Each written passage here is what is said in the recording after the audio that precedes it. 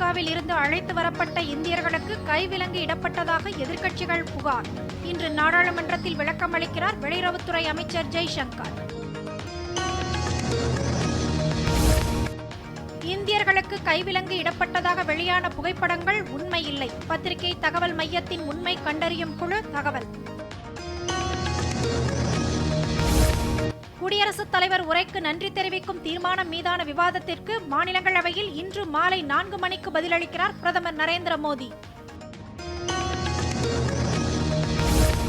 நெல்லை மாவட்டத்தின் டாடா நிறுவனத்தின் சூரிய மின் உற்பத்தி ஆலை தொடக்கி வைத்தார் முதலமைச்சர் மு.க. ஸ்டாலின்.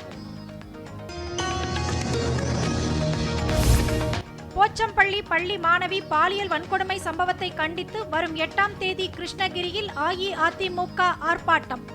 எதிர்க்கட்சித் தலைவர் எடப்பாடி பழனிசாமி அறிவிப்பு.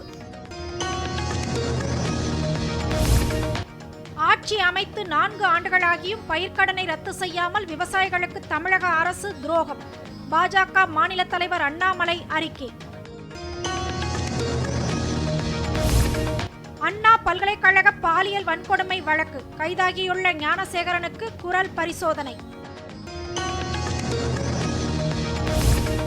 திருப்பரங்குன்றம் முருகன் கோயிலில் தைப்பூச திருவிழாவின் முக்கிய நிகழ்ச்சியான தேரோட்டம் இன்று வெகு விமர்சையாக நடைபெற்றது. இனி பெண்களுக்கான விளையாட்டில் அவர்கள் மட்டுமே பங்கேற்க முடியும் என அமெரிக்க அதிபர் ட்ரம்ப் அறிவிப்பு. 3ஆம் பாலினத்தவர் பங்கேற்பதை தடுக்க நடவடிக்கை. இந்தியாவுக்கு எதிரான முதல் ஒருநாள் கிரிக்கெட் போட்டி. டாஸ் வென்ற இங்கிலாந்து முதலில் பேட்டிங்.